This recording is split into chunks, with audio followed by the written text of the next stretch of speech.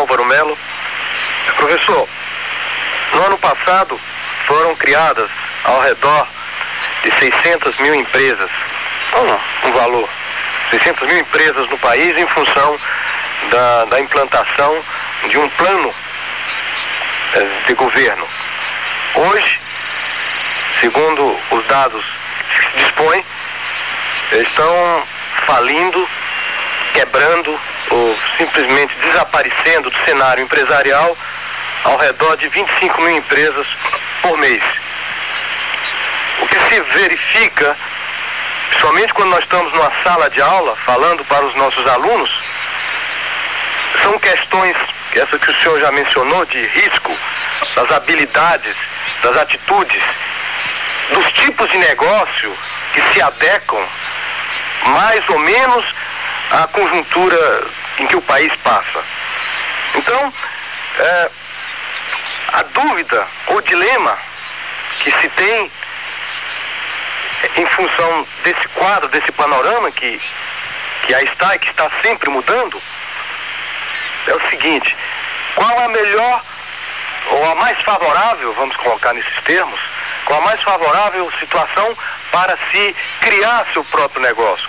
Quando há uma recessão, ou seja, na crise, ou quando há um apoio, digamos, a nível governamental, derivado dessas políticas, ou quando há crescimento na economia, ou desenvolvimento da economia, quando o mercado realmente se expande, como foi o caso no nosso país no ano passado, em uma situação que, pelo menos particularmente, eu não me recordo o que aconteceu antes. Então, nesse aspecto, qual é a situação mais favorável para a criação de negócios? Isso quando nós estamos falando para os nossos alunos, porque nós temos sentido algumas barreiras, algumas objeções nesse sentido. Para que criar empresa hoje, quando nós temos, com nossas aplicações financeiras, um retorno muito maior, quando nós temos tranquilidade e não precisamos contratar ninguém e enfrentar essas incertezas todas?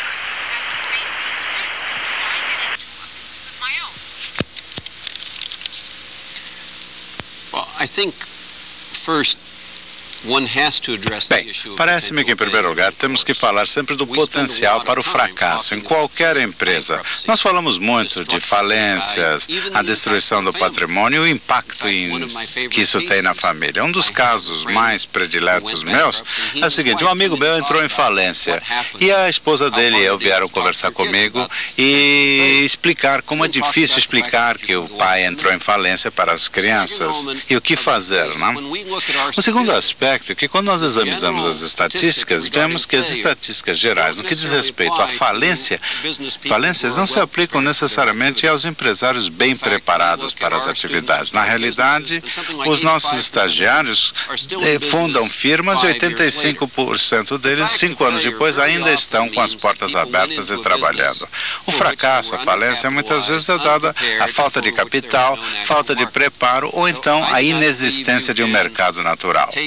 Portanto, eu não acredito que possamos pegar, digamos, as estatísticas de um ano, das falências de um ano, e aplicar, em geral, a todas as firmas, porque os estudantes, naturalmente, poderiam querer entrar nesses campos de atividade. É muito mais fácil fundar uma firma nas épocas, digamos, de bonança econômica. Aqui na América, nós temos uma expressão, é que a maré alta eleva todos os barcos. Por outro lado, as oportunidades mais prolíferas vêm no momento em que a pessoa decide fundar uma firma, no momento que os outros estão saindo.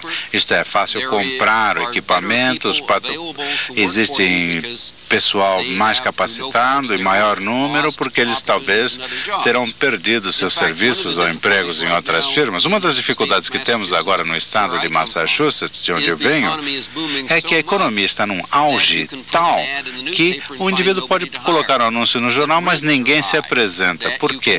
Porque os salários estão muito altos, não podemos comprar equipamento usado a preços módicos e, nas épocas de de economia menos favorável, existem condições extremamente mais favoráveis e o preço e a qualidade das pessoas que se pode contratar é realmente infinitamente mais favorável no momento em que o risco for menor.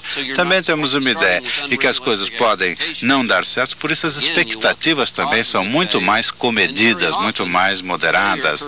E o fracasso, a falência pode acontecer, talvez não por causa da economia, mas por causa de uma modificação qualquer, digamos, muito grande, ou que a companhia tenha perdido fundos porque não conseguiu estar financiada para todas essas contingências. Claro, é muito fácil falar em fundar firmas no momento em que a economia está em bonança, no auge, mas existem oportunidades muito palpáveis e as mais reais realmente surgem quando as coisas não vão bem, quando existe grande disponibilidade de pessoal e de equipamento a preços módicos. Obrigado, São Paulo. Ao encerrarmos o programa de hoje, gostaria de agradecer ao nosso convidado especial, professor Howard Stevenson, da Harvard University, e a todos os participantes de Brasília, São Paulo e Rio de Janeiro pela sua colaboração. Queremos lembrar também que o crédito pelo programa de hoje deve ser dado à WorldNet, setor de televisão do Serviço de Divulgação e Relações Culturais dos Estados Unidos da América. De Washington, pela WorldNet, falou Dias Leme.